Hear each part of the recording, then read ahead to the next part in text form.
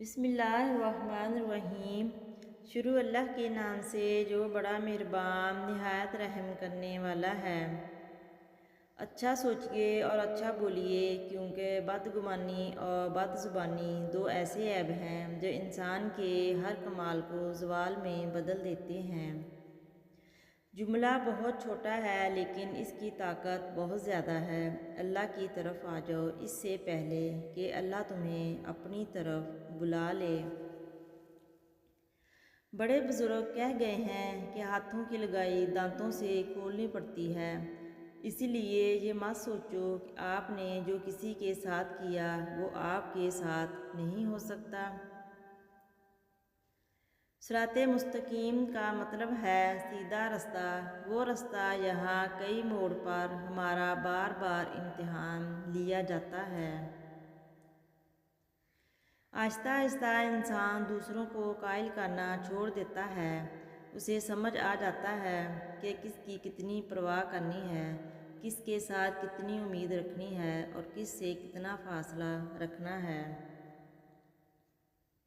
لوگوں کو اس بات سے غرض نہیں ہوتی کہ آپ خوش ہوتے ہیں یا نہیں، انہیں فرق اس بات سے پڑتا ہے کہ آپ انہیں خوش رکھتے ہیں یا نہیں۔ یا رب کریم، تیری رحمتوں پہ ہے منحصر میرے ہر عمل کی قبولیت، نہ مجھے سلیقہ التجا نہ مجھے شعور نماز ہے۔ اللہ کے سہارے کے بغیر نہ آج تک انسان کی کشتی کنارے لگی ہے اور نہ کبھی لگے گی۔ دوسروں کی مدد کرنے کے لیے ضروری نہیں کہ آپ بہت طاقتور اور امیر ہوں، صرف رحم دل ہونا ہی کافی ہوتا ہے۔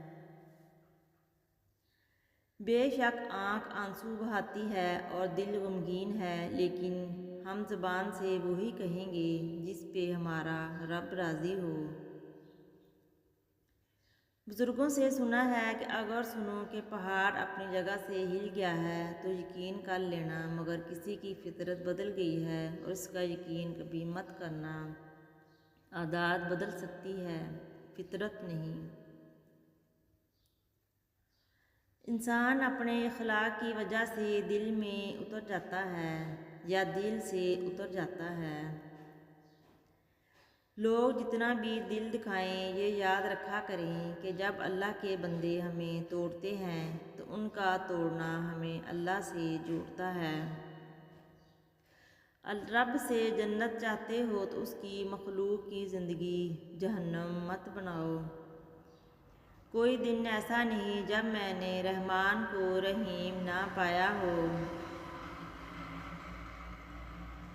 یا اللہ ہمارے صغیرہ کبیرہ گناہ معاف فرما، آمین۔ جزاک اللہ۔